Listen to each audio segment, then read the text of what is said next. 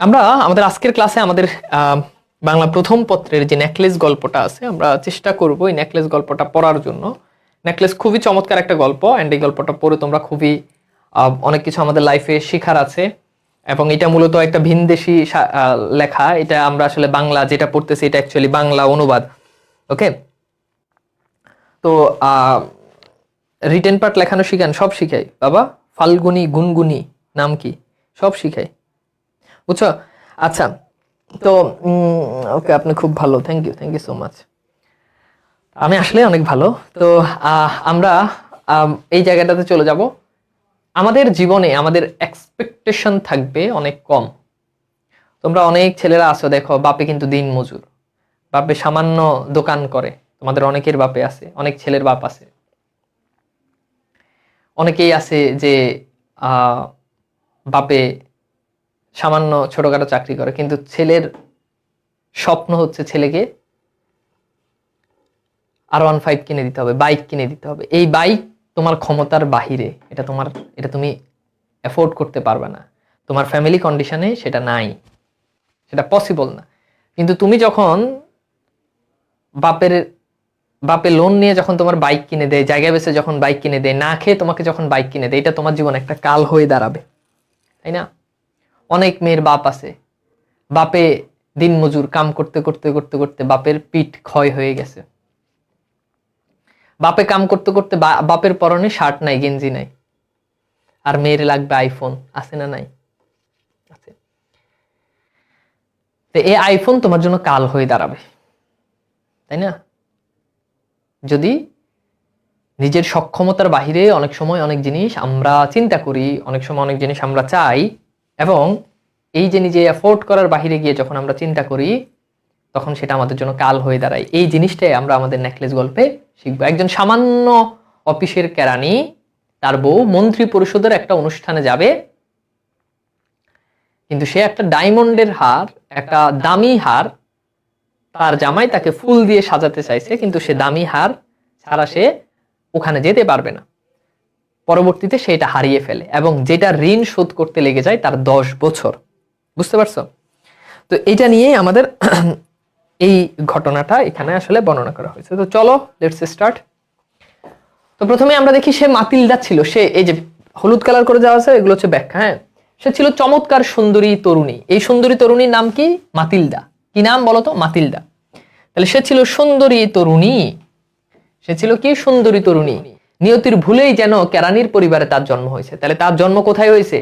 নিয়তির ভুলে। নিয়তি মানে কি? ভাগ্য। ভাগ্যের ভুলেই তার জন্ম হয়েছে কেরানি পরিবারে। অনেক মেয়ে আছে জামাই চাই কোটিপতি, লাখপতি, কিন্তু জন্মগ্রহণ করছে ছোট পরিবারে।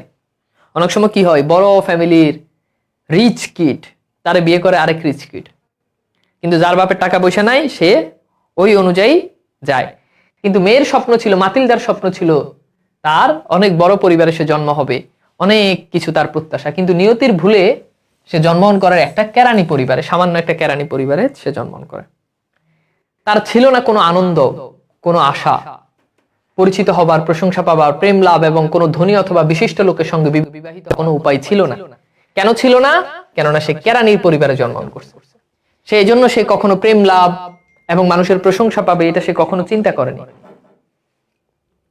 বুঝতে পারছো? এটা সে কখনো কি করে নাই? চিন্তা করে নাই।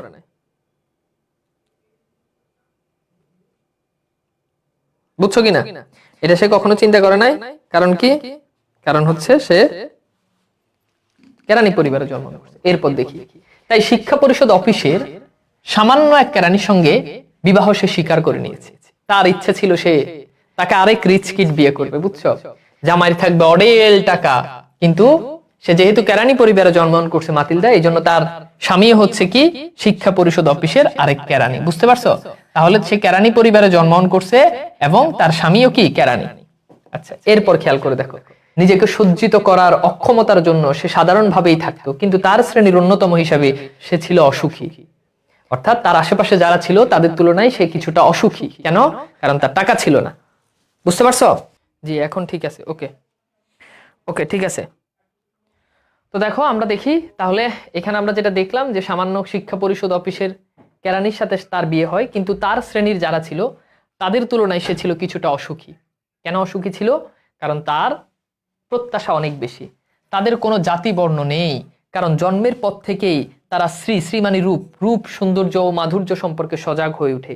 সহজাত চাতুর্য, প্রকৃতিগত রুচি আর বুদ্ধির নমনীয়তাই হলো তাদের আভিজাত্য, যার ফলে অনেক সাধারণ মেয়েকেও বিশিষ্ট মহিলার সমকক্ষ করে তোলে। অর্থাৎ তাদের তেমন কোনো টাকা পয়সা ছিল না, সর্বদা তার মনে দুঃখ, অর্থাৎ সব সময় তার মনের মধ্যে একটা দুঃখ বাস করতো। সেই দুঃখ কি বলতো? দুঃখ হচ্ছে ওই যে টাকা পয়সা নাই, একে তো দরিদ্র পরিবারের মেয়ে, তারপর বিয়ে করছে শিক্ষা পরিষদ অফিসার, আর এক কেরানি।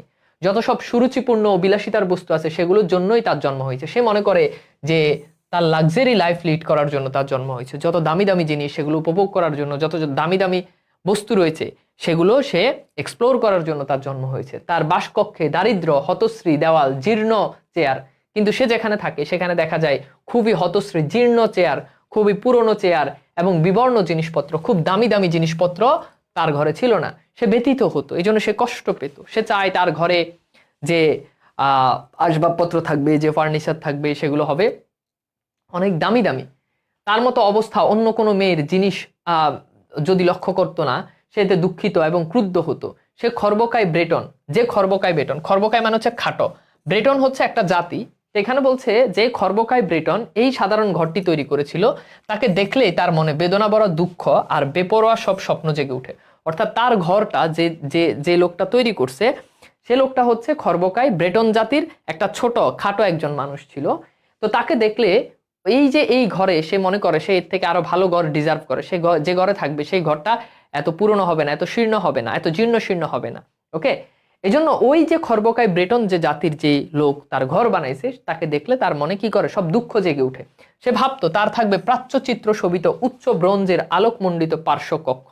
অর্থাৎ তার যে কক্ষ হবে, যে রুম হবে, সেটা হবে খুবই উচ্চ ব্রোঞ্জের। সাধারণত তোমরা দেখবা অনেক সময় কোনো বড় কারো বাড়িতে, ডুপ্লেক্স বাড়িতে গেলে দেখবা, কিংবা 5 স্টার হোটেলে গেলে দেখবা নানা রঙের বাতি দিয়ে সাজানো থাকে, ফার্নিচার গুলো, আসবাবপত্রগুলো থাকে অনন্য, অসাধারণ।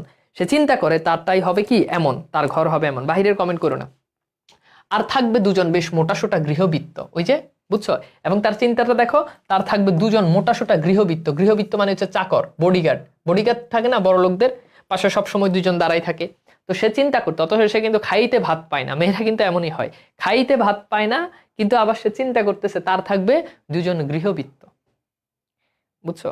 এবং মেজরিটি গরিব ফ্যামিলির মেয়েদের মধ্যে এই স্বভাবটা দেখা যায়। আমি বলছি না গরিব ফ্যামিলির মেয়েরা ভালো ভালো, কিন্তু গরিব ঘরের যেই মেয়ে খারাপ হয়, ওটা দুনিয়ার সবচেয়ে জঘন্য খারাপ হয়। কথা বুঝছো? তো খাইতে পারে না ভাত, কিন্তু তার থাকবে দুটো গৃহবৃত্ত।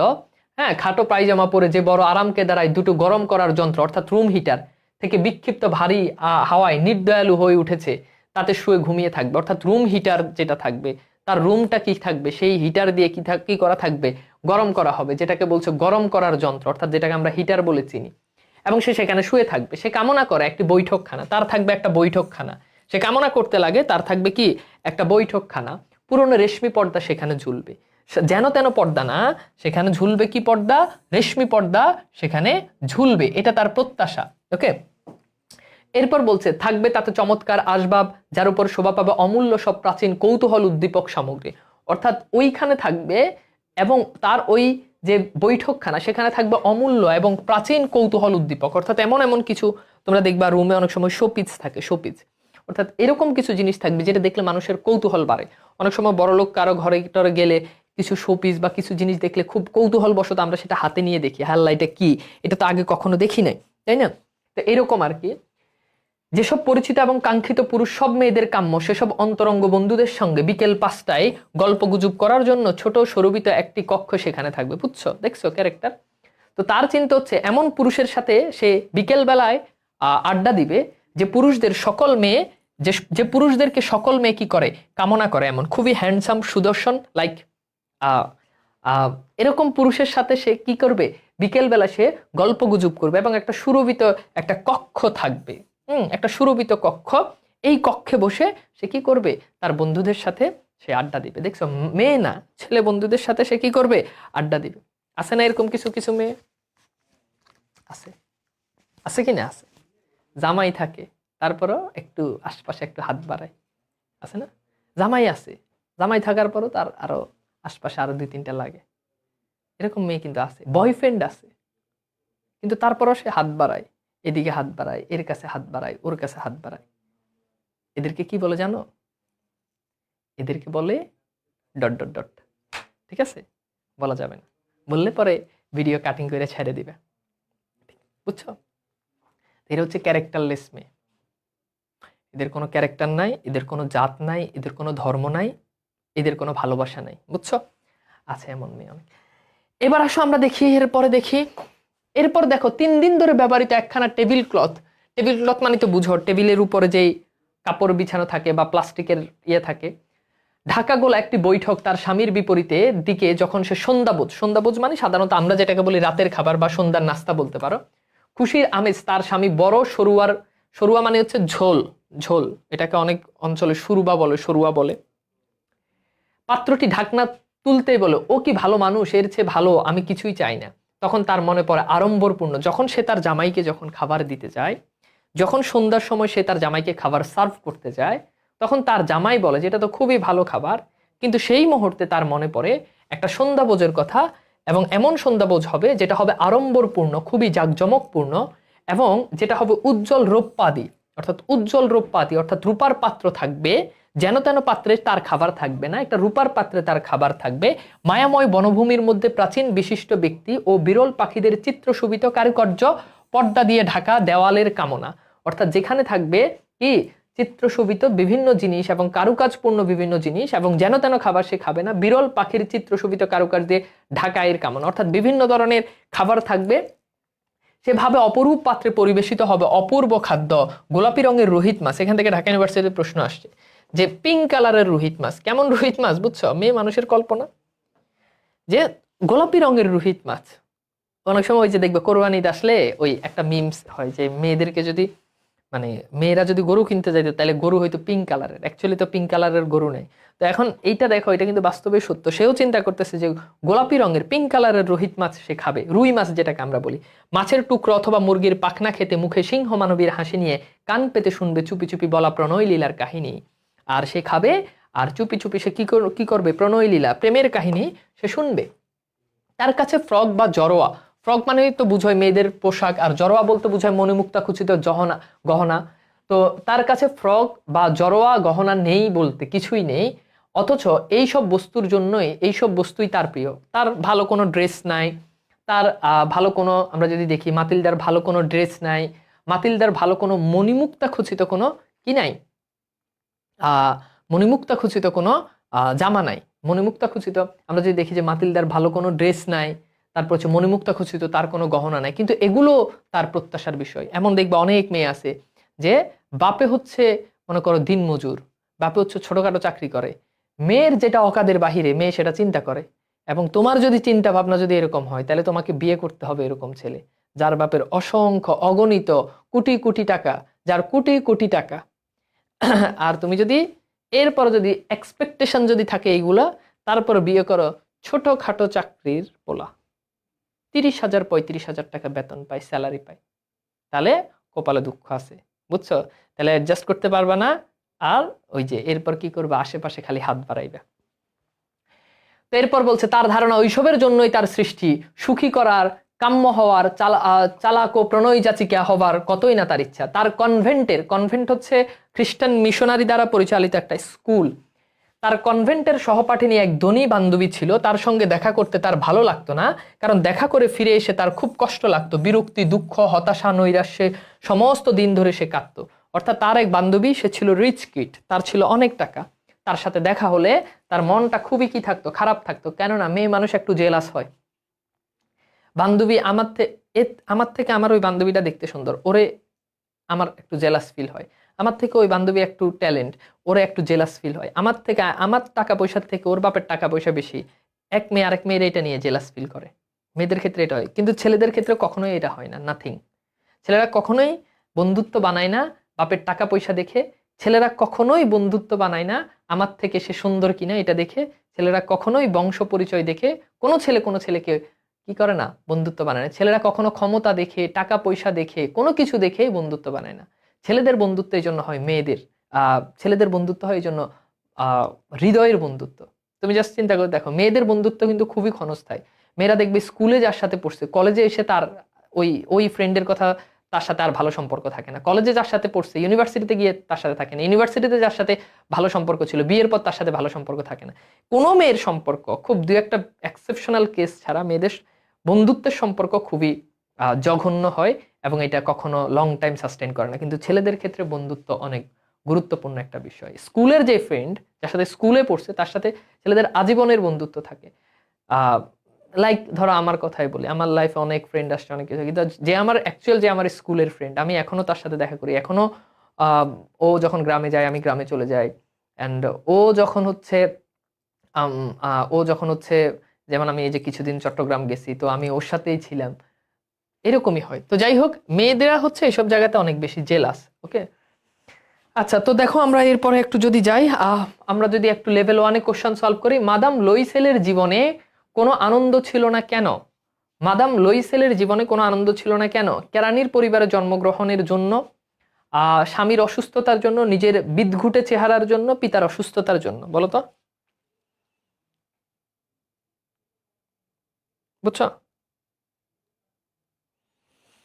আচ্ছা, তাহলে উত্তর কি হবে? কেরানি পরিবারে জন্মগ্রহণের জন্য। ওকে, এরপরে দেখো মাদাম লুইসেলের জীবনে কোনো আনন্দ ছিল না কেন, এটা তো সলভ করলাম। এরপর হচ্ছে মাদাম লুইসেলের ধারণা কোন ধরনের বস্তুর জন্যই তার জন্ম হয়েছে। বলো তো, মাদাম লুইসেলের ধারণা কোন ধরনের বস্তু? স্বল্প মূল্যের, রুচিহীন, সুরুচিপূর্ণ, মূল্যহীন? তাহলে কি হবে বলো তো? উত্তর হচ্ছে সুরুচিপূর্ণ। এরপর দেখো, কারা আরামকে দ্বারাই ঘুমিয়ে থাকবে বলে মাদাম লুইসেল ভাবতো? কারা আরামকে দ্বারাই? সে নিজে, তার স্বামী গৃহবৃত্ত। তারপর উত্তর হচ্ছে সে নিজে আরামকে দ্বারাই ঘুমিয়ে থাকবে বলে সে ভাবতো। আচ্ছা, এরপর দেখো, থাকবে তাতে নানা চমৎকার আসবাব। এখানে কিসের কথা বলা হয়েছে? বাসকক্ষ, খাবার কক্ষ, বৈঠকখানা? বলো তো, বলো। থাকবে তাতে চমৎকার আসবাব, এটা কিসের কথা বলা হয়েছে? কিসের কথা বলা হয়েছে বলতে পারবা? এই যে দেখো, তোমাদেরকে একটু যদি দেখাই, তাহলে এই যে দেখো, গৃহবৃত্ত এবং মোটাসোটা আরামকে দ্বারা, আম, বৈঠকখানা, রেশমি চুড়ি ঝুলবে। এরপর চমৎকার, এই যে থাকবে তাতে চমৎকার আসবাব, তার মানে এটা বৈঠকখানার কথা বলছে। ওকে ওকে, তাহলে এটা কি হবে? বৈঠকখানা। ও কি ভালো মানুষ, কার সম্পর্কে? মসিয়ে লইসেল। আচ্ছা, মসিয়ে লইসেল হচ্ছে, মেয়েদেরকে বলা হয় মাদাম, সম্মান সূচক। আমরা যেমন বলি জনাব, জনাবা, এই অর্থে আর কি। তো মসিয়ে লইসেল কাকে বলছে? এটা মাদাম লইসেলকে। ওকে, মাদাম লইসেল। ওকে, মসিয়ে লইসেল পুরুষ, মাদাম লইসেল নারী। আচ্ছা, এরপর বলছে নেকলেস গল্পে কোন মাছের নাম উল্লেখ আছে? এটা আমরা পড়ছি না, বলতো? নেকলেস গল্পে রোহিত মাছ, এখানে রুই মাছ দিলে কিন্তু হবে না। কি খেতে খেতে মাদাম লইসেল প্রণয় মুরগির পাখনা, হাঁস, কি হবে বল? মুরগির পাখনা, তাই না? ওকে, এরপর দেখি, এক সন্ধ্যায় হাতে একটা বড় খাম নিয়ে বেশ উল্লাসিত হয়ে তার স্বামী ঘরে ফিরল। একবার সন্ধ্যাবেলায় তার স্বামী কি একটা একটা একটা খাম নিয়ে খুব আনন্দের সাথে ঘরে ফিরল। এই যে তোমার জন্য এক জিনিস এনেছি। মেয়েটি তাড়াতাড়ি খামটি ছিঁড়ে ভেতরে একখানা ছাপানো কার্ড বের করলো। তাতে নিচের কথাগুলো মুদ্রিত ছিল: জনশিক্ষা মন্ত্রী ও মাদাম জর্জ রেম্পনুনু আগামী 18ই জানুয়ারি, এই ডেটটা অবশ্যই মনে রাখবা, আগামী 18ই জানুয়ারি সন্ধ্যায় তাহাদের নিজ বাসগৃহে মসিয়ে ও মাদাম, মসিয়ে হচ্ছে পুরুষদের ক্ষেত্রে বলে সম্মানসূচক, আর ফ্রান্সের পুরুষদেরকে বলে মসিয়ে, আমরা যেমন বলি জনাব, আর সম্মানসূচক নারীদেরকে বলে মাদাম। মাদাম লইসেলের উপস্থিতি কামনা করেন। তার স্বামী যেমন আশা করেছিল তেমন ভাবে খুশি হওয়ার পরিবর্তে মেয়েটি বিদ্বেষের ভাব নিয়ে আমন্ত্রণ লিপিখানা টেবিলের উপর নিক্ষেপ করে বিড়বিড় করে বলে, ওখানা নিয়ে তুমি আমায় কি করতে বলো? অর্থাৎ তার স্বামী ভাবছে যে সে এটা দেখে খুব খুশি হবে, কেননা জনশিক্ষা মন্ত্রীর বিয়েতে জনশিক্ষা মন্ত্রী তাদেরকে ইনভাইট করছে, কিন্তু মেয়েটা আসলে খুশি হলো না। তখন সে আবার বলতেছে, কিন্তু লক্ষ্মীটি, আমি ভেবেছিলাম এতে তুমি খুশি হবে, তুমি বাইরে কখনো যাও না, তাই এই সুযোগ, চমৎকার এক সুযোগ, এটা জোগাড় করতে আমাকে অনেক কষ্ট করতে হয়েছে। সবাই এখানে চায়, কিন্তু খুব বেছে বেছে দেওয়া হচ্ছে। অর্থাৎ সবাই এটা চায় যে এত বড় একটা অনুষ্ঠানে যেখানে সরকারি লোকদের সবাইকে দেখা যাবে, কিন্তু তুমি তো খুশি হওয়ার কথা, কর্মচারীদের মধ্যে বেশি দেওয়া হয়নি, সেখানে তুমি গোটা সরকারি মহলকে দেখতে পাবে, অর্থাৎ সরকারের যত মন্ত্রী যা আছে সবাইকে তুমি দেখতে পাবা। বিরক্তির দৃষ্টিতে তার দিকে তাকিয়ে মেয়েটি অধীরভাবে বলে উঠল, ওই ঘটনার মতো একটা ব্যাপার কি পরে আমি যাব তুমি মনে করো? কি পরে আমি যাব। সে ওই সম্পর্কে কিছুই ভাবেনি, সে বিব্রতভাবে বলল, কেন, আমরা থিয়েটারে যাওয়ার সময় তুমি যে পোশাকটা পরেছো ওটা আমার কাছে খুব সুন্দর লেগেছে, অর্থাৎ তুমি আগে একবার যে পোশাক পরছো ওই পোশাকটা আমার কাছে খুব ভালো লাগছে। তার স্ত্রীকে ফুফিয়ে ফুফিয়ে কাঁদতে দেখে সে আতঙ্কে নির্বাক ও হতবুদ্ধি হয়ে গেল, অর্থাৎ তার স্ত্রীকে সে যখন কাঁদতে দেখলো তখন সে নির্বাক হয়ে গেল।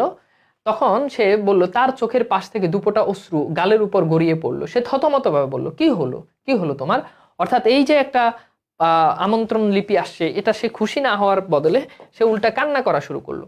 প্রবল চেষ্টায় নিজের বিরক্তি দমন করে তার সিক্তগণ্ড মানে হচ্ছে ভেজা গাল মুছে ফেলে শান্ত কণ্ঠে জবাব দেয়, কিছুই না, শুধু আমার কোনো পোশাক নাই বলে আমি ওই ব্যাপারে যেতে পারবো না। তোমার যে কোনো সহকর্মীর স্ত্রীর পোশাক আমার চেয়ে যদি ভালো থাকে কার্ডখানা নিয়ে তাকে দাও।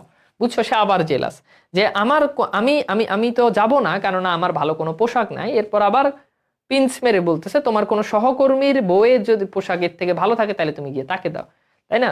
এখন তুমি যদি চিন্তা করো সব সময় তুমি তুমি ভালো পোশাক পরবা এবং তোমার থেকে ভালো পোশাক অন্য কেউ পরতে পারবে না, ব্যাপারটা তো এরকম না। তুমি তোমার ভালোটা দিয়ে পরবা, তোমার থেকে আরেকজন ভালো পোশাক পরতেই পারে, তাই না? ওকে, তো ব্যাপারটা এরকম হয়ে গেল। সে মনে মনে দুঃখ পায়, তারপর সে জবাব দেয়, মাতিলদা, বেশ তো, চলো আলাপ করি আমরা। এমন কোন পোশাক অন্য কোনো উপলক্ষে যা দিয়ে কাজ চলবে অথচ বেশ সাদাসিধে, তার দাম কত হতে পারে? অর্থাৎ তার দাম কত হবে সে জানতে চাচ্ছে। যে ঠিক আছে, তোমাকে আমি একটা ড্রেস কিনেই দিব, তো দাম কত হবে? কয়েক সেকেন্ড মেয়েটি চিন্তা ভাবনা করে এমন একটি সংখ্যার বিষয় স্থির করলো যা চেয়ে বসলে হিসাবি কেরানি থেকে সঙ্গে সঙ্গে একটা আতঙ্কিত প্রত্যাখ্যান যেন না আসে।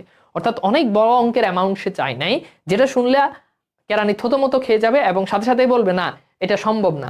এজন্য সে কয়েক সেকেন্ড পরে একটা জানায়। শেষ পর্যন্ত ইস্তফা করে মেয়েটি বলল, ইতস্তত করে সে মেয়েটি বলল, আমি ঠিক বলতে পারছি না, তবে আমার মনে হয় 400 ফ্রা তাই তা কিনা যাবে। অর্থাৎ ফ্রা আমরা যেমন বলি টাকা, ফ্রান্সে ওটাকে বলে ফ্রা। তো বলছে যে ওটা 500, যদি 400 ফ্রা হয়, এটা অবশ্যই মনে রাখবা, যদি 400 ফ্রা হয় তাহলে হোপফুলি তুমি এরকম একটা জামা ড্রেস তুমি আমার জন্য কিনতে পারবা। শুনে তার মুখ ম্লান হয়ে গেল, অর্থাৎ শুনে তার মুখ ম্লান হয়ে গেল, একেবারে তার মুখ কি হয়ে গেল, মলিন হয়ে গেল। কারণ তার যেসব বন্ধু গত রবিবারে নান্তিয়ারের সমভূমিতে ভরত পাখি শিকার করেছিল, এখানে একটা সমভূমি, নান্তিয়ানের সমভূমি, এখানে মানুষজন পাখি শিকার করতে যায়, আগামী গ্রীষ্মে তাদের সঙ্গে যোগ দেওয়ার ইচ্ছে একটা বন্দুক কেনার জন্য ঠিক ততটা অর্থই সে সঞ্চয় করেছিল, তা সত্ত্বেও জবাব দিল। অর্থাৎ তাকে যে 400 ফ্রায়ের কথা বললো, এই 400 ফ্রা সে মূলত জমাই রাখছে, সে একটা বন্দুক কিনবে, আর পরের গ্রীষ্মে সে তার বন্ধুদের সাথে পাখি শিকার করতে যাবে। তো তারপরও সে জবাব দেয়, বেশ তো, আমি তোমায় 400 ফ্রা দিয়ে দিব, কিন্তু বেশ সুন্দর একটি পোশাক কিনে নি। অর্থাৎ নিজের ইচ্ছাকে সে এখানে প্রাধান্য না দিয়ে সে তার স্ত্রীর জামা কেনাকে সে প্রাধান্য দিয়েছে। ছেলে মানুষ এমনই হয় যে নিজের শখ, নিজের জন্য টাকা রাখছে যে 400 ফ্রা সে নিজে বন্দুক কিনবে, বন্ধুদের সাথে যাবে, কিন্তু সে সেটাকে বিসর্জন দিয়ে তার স্ত্রীকে, সে তার স্ত্রীর জাস্ট শখ, এই শখ পূরণ করার জন্য, একটা ভালো পোশাক পরার জন্য সে ওই টাকাটা তার স্ত্রীকে সে ইয়ে করতে চায়, দিতে চায়। এটা হচ্ছে পুরুষ মানুষ, বুঝছো? এরপরে দেখো, আমরা এরপরে দেখি বলনাচের দিনই যত এগিয়ে আসছে ততই মাদাম লুইসেল বিচলিত এবং উদ্বিগ্ন হয়ে, অর্থাৎ ওই যে যে অনুষ্ঠান সেখানে বলনাচ হবে। এখন বলনাচ জিনিসটা কি তোমাদেরকে একটুখানি বুঝাই। বলনাচ হচ্ছে এমন নাচ যেখানে দেখবে অনেক সময় নারী এবং পুরুষ ড্রিঙ্ক করে, এরকম মদ খায় অ্যান্ড এভাবে ঘুরাই ঘুরাই নাচায়। বিয়ে শাদী করলে হয়তো আমার সাথে দেখবা তোমরা এরকম, তাই না? তোমাদের ম্যাডামকে এরকম দেখবে যে ঘুরাই ঘুরাই নাচায়, এরকম এই যে মেয়ের হাত থাকে, বুঝছো? এটা হচ্ছে বলনা। তো এই দিন যতই আসছে সে আরো তত বেশি চিন্তিত দেখাচ্ছে, মাতিল দেখে আরো বেশি চিন্তিত দেখে। অবশ্য তার পোশাক প্রায় তৈরি হয়ে এসেছে। একদিন সন্ধ্যায় তার স্বামী তাকে বলল, তোমার কি হয়েছে? গত 2-3 দিন ধরে তোমার কাজকর্ম কেমন যেন অদ্ভুত ঠেকছে। শুনে মেয়েটি জবাব দেয়, আমার কোনো মণিমুক্তা, একটি দামি পাথর কিছুই নেই যা দিয়ে আমি নিজেকে সাজাতে পারি। এজন্য বেডি মানুষের ওই চাহিদার শেষ নাই। সব বেডি আবার একরকম না, বাট মেজরিটি কেসে এমনই দেখা যায়। তাকে জামা কিনে দেওয়া হয়েছে, তার জামাইয়ের শেষ অর্থ দিয়ে। এরপর সে আবার বলল যে তার একটা মণিমুক্তা লাগবে, অর্থাৎ তার দামি গহনা লাগবে, এটা ছাড়া কখনো হবে না। আমায় দেখলে কেমন গরিব গরিব মনে হয়। তো তুমি তো গরিব, গরিবকে দেখলে তো গরিব মনে হবে। তুমি যদি গরিব হও এবং তুমি যদি ভাব নাও বড় লোকের মতো, তাহলে এটা হবে না। তো তুমি গরিব, তোমাকে গরিবের মতোই লাগবে, সো সিম্পল। তাই এই অনুষ্ঠানে আমার না যাওয়াই ভালো হবে। আমার কথা হলো, তুমি যদি এই অনুষ্ঠানে যদি না যাও তাহলে তুমি শুধু শুধু 400 ফ্রা দিয়ে জামা কেন কিনছো? ওই যদি আমার বউ হইতো না, ওরে আসতে একটা লাথি মারতাম, যাইতে একটা লাথি মারতাম। ঘরে ঢুইকা কি কপালে চুমা না, ঘরে ঢুইকা আগে একটা লাথি। এমন বউ কারো কোনো ছেলের কপালে না জুটো। আসো, স্বামী বলল কিছু সত্যকারের ফুল দিয়ে তুমি সাজতে পারো। যে ঠিক আছে, তোমার কেন এসব লাগবে, তুমি একটা ভালো সত্যিকারের ফুল দিয়ে তুমি নিজেকে সাজাও, ওটা তো তোমার জন্য ভালো হয়। এই ঋতুতে তাতে বেশ সুরুচিপূর্ণ দেখায়, 10 ফ্রা দিলে তুমি 3টি চমৎকার গোলাপ ফুল পাবে। তাহলে বুঝতে পারতেছো, তার স্বামী বলতেছে যে 10 ফ্রা দিলে তো তুমি 3টা গোলাপ ফুল কি পাবা, 3টা তুমি গোলাপ ফুল পাবা। তো গোলাপ ফুল তো তুমি 3টা পাবা, তাহলে আর তো সমস্যা নাই। কিন্তু দেখো বেডি কি কয়, ও এখানে আমাদের একটা ইয়ে আছে, এটা তোমাদেরকে একটু দেখাই যে মানে অ্যাকচুয়ালি বলনাস জিনিসটা অ্যাকচুয়ালি কি, আমরা সেটা একটু এক্সপ্লোর করি অ্যান্ড আমরা দেখি যে বলনাস জিনিসটা আসলে কি, বুঝছো? তো চলো আমরা দেখি, তোমরা কি দেখবা? এটা তোমাদেরকে একটু দেখাই, এন্ড তোমরা বেশি রোমান্টিক হয়ে গেলে আবার কিন্তু সমস্যা আছে। জাস্ট দেখানোর জন্য, তোমাদেরকে একটা আইডিয়া দেওয়ার জন্য জাস্ট দেখাবো, নাথিং। ঠিক আছে, তো এইখানে একটা ভিডিও, আমরা ভিডিওটা একটু এক্সপ্লোর করি, দেখি।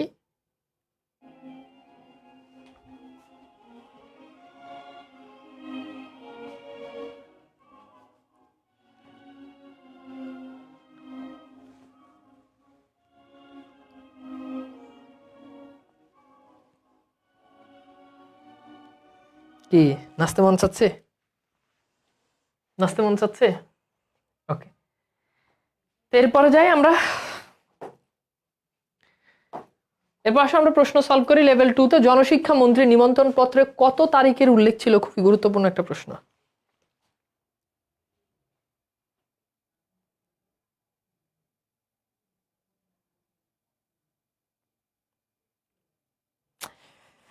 জান্নাতি Akter, one day me and my husband, দেখছো পবিত্র পাপী, নাম হচ্ছে জান্নাতি আক্তার, ওয়ান ডে সে জামাই নিয়ে এভাবে নাচবে, পবিত্র পাপী। আচ্ছা এইবার দেখো তাহলে এটা কি হবে বলো তো, 18ই জানুয়ারি, রাইট? 18ই জানুয়ারি। এরপর দেখো খামটি হাতে পেয়ে মাদাম লইসেল কি হবে বলে মসিয়ে লইসেলের আশা করেছিল। তোর কি হবে? খুশি, তাই না?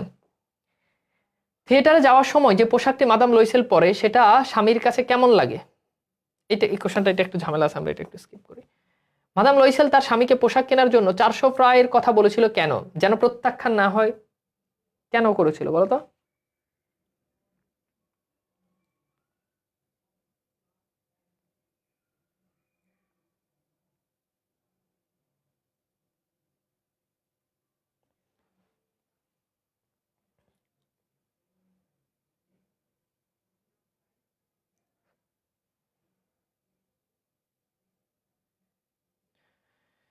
যেন কি হয়, যেন প্রত্যাখ্যান না করে। এরপর দেখো কত ফ্রা দিয়ে চমৎকার গোলাপ ফুল পাওয়া যাবে বলে মসিয়ে লইসেল বলেছিল। এই অঙ্কগুলো মনে রাখবা, এই অঙ্কগুলো থেকে পরীক্ষাতে প্রশ্ন আসে। উত্তর হচ্ছে কি 10 ফ্রা, তাই না? ওকে, মেয়েটি ওই কথায় আশ্বস্ত হলো না, সে জবাবে বললেন না, ধনী মেয়েদের মাঝখানে পোশাক পরিচ্ছদ ওই রকম খেলো দেখানোর মতো আর কিছু অপমানজনক নেই। তখন তার স্বামী চেঁচিয়ে উঠলো, আচ্ছা কি বোকা, দেখো তো আমরা, যাও তোমার বান্ধবী মাদাম ফরেস্টিয়ার, এই মাদাম ফরেস্টিয়ার আবার যে ছিল সে ছিল খুবই ধনী, এবং তার তার বান্ধবীর কথা বলতেছে যে তোমার বান্ধবী মাদাম ফরেস্টিয়ারের সঙ্গে দেখা করে তাকে বলো জরোয়া গহনা যেন ধার দেয়, এতটুকু আদায় করা তার সঙ্গে তো পরিচয় যথেষ্ট, অর্থাৎ তোমার সাথে যে পরিচয় সেই পরিচয় তো সেটা তোমাকে দিতেই পারে। সে আনন্দধ্বনি করে উঠলো, অর্থাৎ সে আনন্দধ্বনি করে উঠলো, সে একেবারে মানে আনন্দের সাথে ইয়ে করে উঠলো। তারপর সে বলল সত্যিই তো, এটা আমি ভাবিনি, এটা সে কখনো চিন্তা করে না। পরদিন সে তার বান্ধবীর বাড়িতে গিয়ে তার দুঃখের কাহিনী তাকে বলল। মাদাম ফরেস্টিয়ার তার কাছের দরজা লাগানো গোপন কক্ষে গিয়ে বড় একটা জরোয়া গহনা বাক্স বের করে এনে খুলে বলল, হ্যাঁ ভাই যা ইচ্ছে নাও। এবার সে তার বান্ধবীর কাছে গেল, তখন তার বান্ধবী তাকে একটা দরজা খুলে দিল এবং সেখান থেকে বলল যে তোমার যা ইচ্ছা তুমি এইখান থেকে গহনা নিতে পারো। সে প্রথমে দেখলো কয়েকটি কঙ্কন, তারপর একটি মুক্তার মালা, মণিমুক্তা খচিত চমৎকার কারুকার্য করা একটা সোনার ভিনেসার ক্রুশ। ক্রুশ তো তোমরা সবাই চিনো, এটা হচ্ছে খ্রিস্টান ধর্মের প্রতীক, সাধারণত 3 কোণা আকৃতির হয়, এই টাইপের। আয়নার সামনে গিয়ে সে জড়োয়া গহনাগুলো পরে দেখে আর ইতস্তত করে, অর্থাৎ এত দামি জিনিস এটা পড়তে হাতে নিতে সে একটু ইতস্তত বোধ করে, কিন্তু এগুলো নেওয়ার সিদ্ধান্ত করতে ছেড়ে দিতে পারে না। কিন্তু ওগুলো না, অর্থাৎ এটা কি সে আসলে এত দামি জিনিস নিবে কিনা। আর কিছু নেই তোমার, কেন আছে, তোমার যা পছন্দ তুমি বেছে নাও।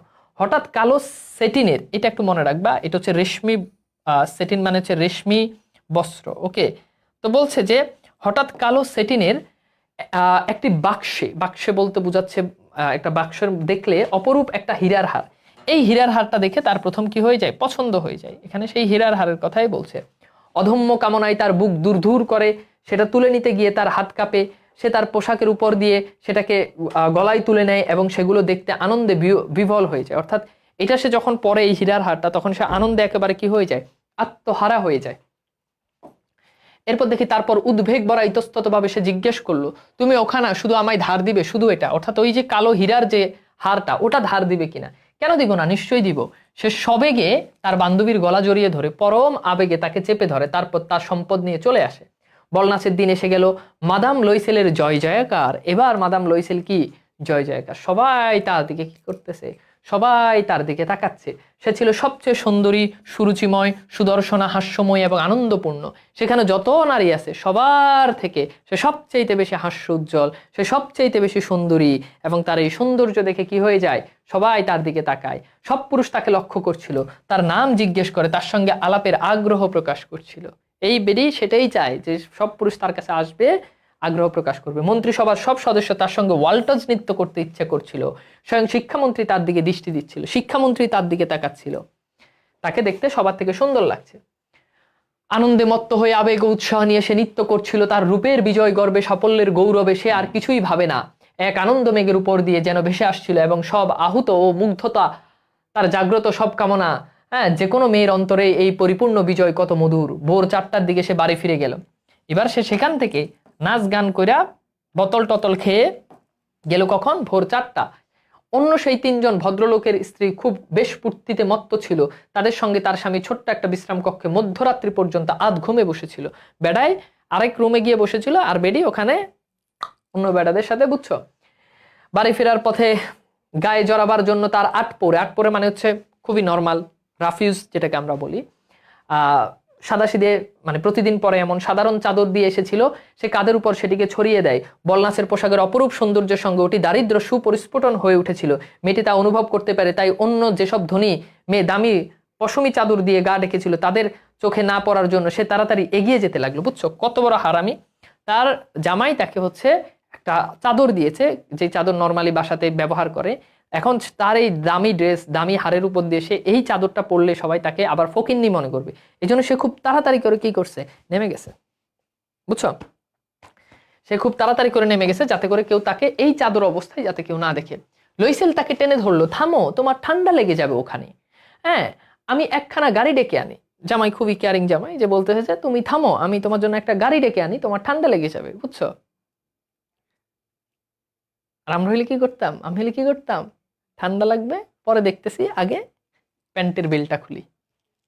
বুঝছো। তারপর এরপর দেখো, কিন্তু মেয়েটি কোনো কথায় কান না দিয়ে তাড়াতাড়ি সিঁড়ি বেয়ে নামতে থাকে।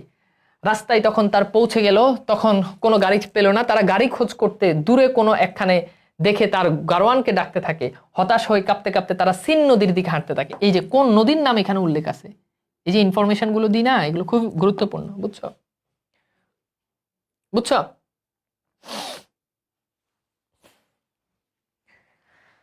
শেষ পর্যন্ত যে পুরনো একখানা তারা পায়, তা হলো সেই নিশাচর 2 যাত্রীর গাড়ি, যা প্যারিতে সন্ধ্যার পর লোক চোখে পড়ে। তারা একখানা, যেই দিন এইগুলো দুর্দশা দেখতে লজ্জা পায়, ওইখানে তারা মার্টার স্ট্রিটের ঘরের দরজা পর্যন্ত নিয়ে গেল। এই যে এই রাস্তার নামটা মনে রাখবা, মার্টার স্ট্রিট। ওকে, সেখান পর্যন্ত তাকে নিয়ে গেল। তারা ক্লান্তভাবে তাদের কক্ষে গেল। এরপর তারা কি করলো, তারা কক্ষে গেল, তাদের রুমে গেল।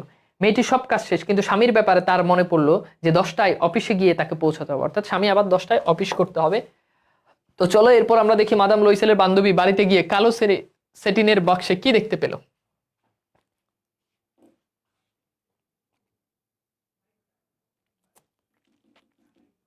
হ্যাঁ, প্যান্টের বেল্ট খুলে মারে না, দেখবে এই যে একটা মিমস আছে, যে এরকম প্যান্টের বেল্ট খুলে, প্যান্টের বেল্ট মানে বেল্ট দিয়ে, চামড়ার বেল্ট দিয়ে মারলে একদম উচিত শিক্ষা হয়ে যাবে। ওকে, তাহলে উত্তর কি হবে? কয়েকটি কঙ্কন, একটা মুক্তার মালা, একটা সোনার ব্যানিসারা, একটা হীরার হার। ওকে, ডি হচ্ছে রাইট অ্যান্সার। আয়নার সামনে গিয়ে গহনাগুলো পরে মাদাম লইসেল কেমন বোধ করছিল? অপমানিত, ইতস্তত বোধ করছিল, তাই না? ভোর কয়টার দিকে লইসেল বাড়ি ফিরে গেল বলতো? এই যে মাত্র পড়লাম, ভোর কয়টার দিকে? এই যেখানে আছে,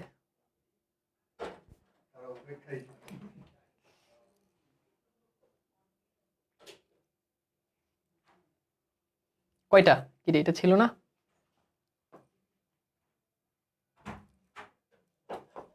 এখানেই তো ছিল।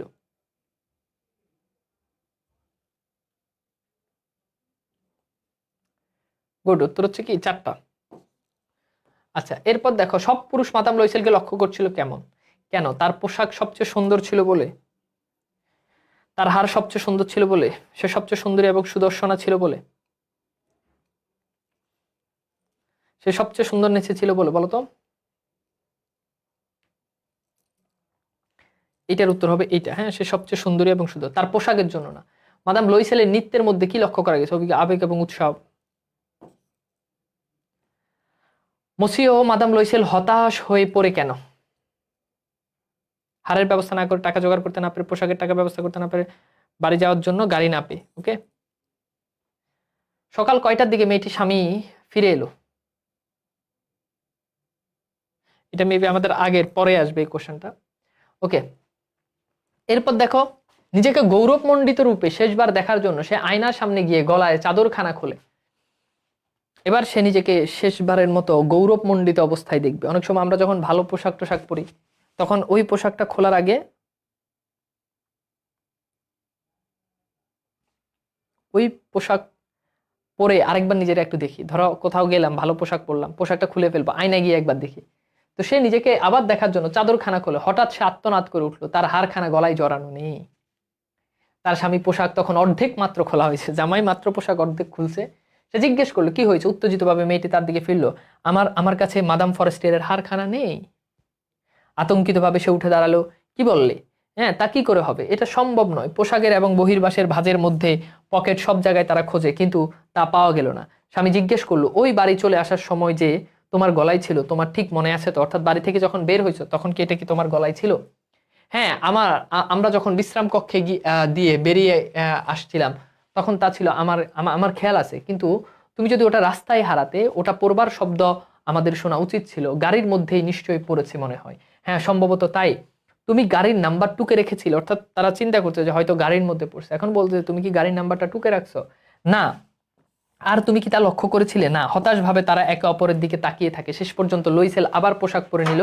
সে বলল, আমি যাচ্ছি, দেখি রাস্তায় আমরা হেঁটেছিলাম সেখানে খুঁজে পাওয়া যায় কিনা। তারপর সে গেল। মেয়েটি তার সান্দা গ্রাউন্ড মানে পোশাক পরেই রইল। বিছানায় শুতে যাওয়ার শক্তি তার নেই। কোনো উচ্ছ্বাসা বা ভাবনা ছাড়াই সে একখানা চেয়ারে গা এলিয়ে পরে রইল। অর্থাৎ সে যে শুইবে এই শক্তিটা তার নাই। কোন রকম একটা চেয়ারের মধ্যে সে শুয়ে থাকলো। সকাল 7টার দিকে তার স্বামী ফিরল। কিছুই সে খুঁজে পায়নি। এই যে এই কোশ্চেনটা আমরা আগে পাইছিলাম, যে 7টার দিকে তার স্বামী ফিরে এলো, কিন্তু তখন আর হারটা খুঁজে পায়নি। সে পুলিশের কাছে ও গাড়ির অফিসে গিয়েছিল এবং পুরস্কার ঘোষণা করে একটি বিজ্ঞাপনও দিয়ে এসেছিল। হ্যাঁ, সে যথাসাধ্য করে এসেছে বলে তার কিছুটা আশা হলো। ওই ভয়ানক বিপর্যয় মেয়েটি সারা দিন এক বিভ্রান্ত অবস্থায় কাটালো। সন্ধ্যাবেলায় যখন লুইসেল ফিরে এলো, তখন তার মুখে যন্ত্রণার মলিন ছাপ। কিছুই সে খুঁজে পায়নি। সে বলল, তোমার বান্ধবীকে লিখে দিতে হবে ওই হারখানার আংটাটা তুমি ভেঙে ফেলেছো। অর্থাৎ বান্ধবীকে তো হার দিতে হবে। এখন বলছে আংটা ভেঙে ফেলেছ, তাই তুমি মেরামত করতে দিয়েছো, তাতে আমরা ভেবে দেখার সময় পাবো। আর তার নির্দেশ মতো মেয়েটি লিখে দিল। অর্থাৎ মেয়েটি তার বান্ধবীকে বলল যে হারখানা একটা আংটা খুলে গেছে, যেটার জন্য আরো কিছুদিন সময় লাগবে। 1 সপ্তাহ শেষ হওয়ায় তারা সব আশা ত্যাগ করলো। বয়সে 5 বছরের বড় লুইসেল ঘোষণা করলো। তাহলে দেখো, তার থেকে তার জামাই কত বছরের বড়, এটা পরীক্ষাতে প্রশ্ন আসবে। উত্তর হচ্ছে 5 বছর। বয়সে 5 বছরের বড় লুইসেল ঘোষণা করলো, ওই জড়োয়া গহনা ফেরত দেওয়ার ব্যবস্থা আমাদের করতে হবে। পরদিন যেই বাক্সে ওটা ছিল তার ভেতরে স্বর্ণকারের নাম ছিল। তারা সেখানে গেল। তারপর খাতাপত্র ঘেটে দেখলো, মাদাম, ওই হারখানা আমরা বিক্রি করিনি, আমরা শুধু বাক্সটা বিক্রি করেছিলাম। অর্থাৎ ওই বক্সের মধ্যে স্বর্ণকারের নাম ছিল। তারা সেখানে গেল, কিন্তু স্বর্ণকার বলতেছে আমরা ওই হার বিক্রি করি নাই, আমরা শুধু বাক্সটা বিক্রি করেছি। অর্থাৎ তাদের চিন্তা ছিল যে ওখান থেকে তারা আবার পুনরায় হার কিনে তাকে দিবে। তারপর তারা সেই হারটির মতো করে হার খোঁজার জন্য চেষ্টা করে। তাদের স্মৃতির উপর নির্ভর করে এক স্বর্ণকার থেকে অন্য স্বর্ণকারের কাছে যেতে থাকে। দুজনেরই শরীর বিরক্ত এবং উদ্বেগ খারাপ হয়ে গেছে। প্যালেস রয়্যালে, এটা অবশ্যই মনে রাখতে হবে এই দোকানের নাম, প্যালেস রয়্যালে তারা যখন গেল, তখন প্যালেস রয়্যালে গিয়ে তারা এমন একটা হীরার কণ্ঠহার দেখলো, সেটা ঠিক তার হারের মতো। অর্থাৎ ওই হারের মতো, যেই হারটা তারা হারিয়ে ফেলেছে। তার দাম 40,000 ফ্রা। কত হাজার ফ্রা বলতো? 40,000। দেখো, যেখানে তার স্বামী 400 ফ্রা দিতে হিমশিম খেয়ে যাচ্ছে, সেখানে 40,000 ফ্রা দিয়ে এই হারটা তাদেরকে কিনতে হবে। 36,000 ফ্রাতে তারা তা দিতে পারবে। অর্থাৎ ডিসকাউন্ট দিয়ে সেখান থেকে আরো 4,000 ফ্রা কম, 36,000 ফ্রাতে তারা সেটা দিতে পারবে। এটা রয়্যাল প্যালেস বলেছে। 3 দিন যাতে ওটা বিক্রি না করে সেজন্য তারা স্বর্ণকারকে বিশেষভাবে অনুরোধ করলো। অর্থাৎ 3 দিন তারা আরো খুঁজে দেখবে, এর ভিতরে তারা যদি পায় ওটা ওই হারখানা, তাহলে তারা ওটা আর কি করবে না। তো এই জন্য বললো যে 3 দিন যাতে এটা বিক্রি না করে। তারা আরো ব্যবস্থা করলো যে ফেব্রুয়ারি মাসের শেষের দিকে আগে হারটি যদি খুঁজে পাওয়া যায়, তারা যদি তা ফেরত দেয় তাহলে 34,000 ফ্রা তাদেরকে ফেরত দেবে। অর্থাৎ ফেব্রুয়ারি মাসের আগে তারা যদি আগের হারটা খুঁজে পায় তাহলে তাদেরকে মাত্র 2,000 টাকা তাদের থেকে রাখা হবে, তখন তাদেরকে 36,000 ফ্রা দিবে। তাহলে খেয়াল করে দেখো 40,000 ফ্রা হচ্ছে হারের দাম, আর ডিসকাউন্ট দিয়ে সেটা হচ্ছে 36,000 ফ্রা। ফেব্রুয়ারি মাসের মধ্যে যদি এটা যদি আবার যদি ফেরত দিতে পারে, অর্থাৎ তারা যদি আগের হারটা খুঁজে পায়, এই হারটা দিয়ে দিলে তাদেরকে 34,000 ফ্রা দিয়ে দিবে। লইসেলের কাছে তার বাবার মৃত্যুর পর প্রাপ্ত 18,000 ফ্রা ছিল, অর্থাৎ বাবা মারা যাওয়ার পর তার কাছে সঞ্চিত ছিল মাত্র 18,000 ফ্রা। এই অঙ্কগুলো বারবার বলছে, এগুলো মনে রাখবা। এরপর বলছে বাকিটা সে ধার করলো। মাদাম লইসেল যখন জরোয়া গহনা মাদাম ফরেস্টিয়ারকে ফেরত দিতে গেল, তখন শেষোক্ত মেয়েটি নির্জীব কণ্ঠে বলল। ওকে, তো চলো আমরা লেভেল 4 এবং আমাদের শেষ লেভেল আমরা কোশ্চেন সলভ করি। সন্ধ্যাবেলা যখন মসিয়ে লইসেল ফিরে এলো, তখন তার মুখখানা কেমন ছিল? শুষ্ক, বিবর্ণ, বেদনার্থ, মলিন? উত্তর হচ্ছে মলিন। এরপর হচ্ছে হতাশ ভাবে তারা একে অপরের দিকে তাকিয়ে থাকে কেন? হার হারিয়ে ফেলার কারণে, সোনার কাকন হারিয়ে ফেলার কারণে, মুক্তার মালা হারিয়ে ফেলার কারণে, দামি গ্রাউন্ড ছেড়ে যাওয়ার কারণে? উত্তর হচ্ছে হারটা হারিয়ে ফেলার কারণে। আমার কাছে মাদাম ফরেস্টিয়ারের হারখানা নেই, এই কথার মধ্য দিয়ে কোন বিষয়টি পরিস্ফুটিত হয়েছে? ব্যর্থতা, যন্ত্রণা। এটার মধ্যে কি ব্যর্থতা, যন্ত্রণা, লোভ? এটা হচ্ছে উত্তেজনা, খুবই উত্তেজনার সাথে এটা বললো। ওকে, তবে এটার উত্তর অনেক বইতে আমি ব্যর্থতাও দেখছি, ওকে, বা যন্ত্রণা এটাও হয়। মানে এটার অ্যাকচুয়াল যদি আনসার যদি বলি, তাহলে এটার উত্তর আমাদের আসলে করা উচিত যন্ত্রণা। আচ্ছা, এরপর দেখো মেয়েটি হঠাৎ আর্তনাদ করে উঠে কেন? নিজের বিকৃত রূপ দেখে, নিজের কাঙ্কন খুঁজে না পেয়ে, পোশাক ছেড়ে গেছে, হারখানা গলায় না দেখে। ওকে, এরপর আসো আমরা মোটামুটি আমাদের লেভেল 4 পর্যন্ত পড়লাম। নেক্সট ক্লাসে ইনশাল্লাহ আমরা বাকি অংশটা পড়বো।